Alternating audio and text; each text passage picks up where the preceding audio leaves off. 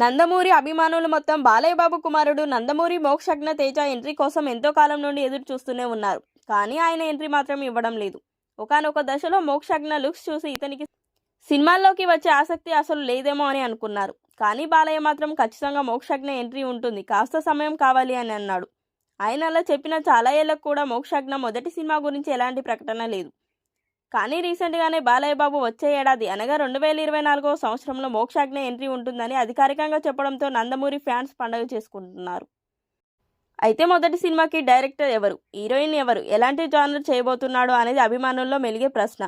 మొదటి సినిమాలో హీరోయిన్ శ్రీలీల అనేది మాత్రం ఫిక్స్. డైరెక్టర్ అనిల్ రావిపూడి అని కొంతమంది, లేదు బోయపాటి శ్రీను అని మరికొంతమంది చెప్తూ వచ్చారు.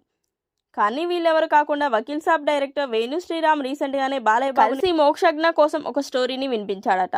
బాలయ్య బాబుకి కథ నచ్చింది. వేణు శ్రీరామ్ పవన్ కళ్యాణ్తో పనిచేశాడు కాబట్టి కథ వినిపించిన వెంటనే పవన్ కళ్యాణ్కి ఫోన్ చేసి వేణు శ్రీరామ్ పనితనం గురించి అడిగి తెలుసుకున్నాడట బాలయ్య బాబు.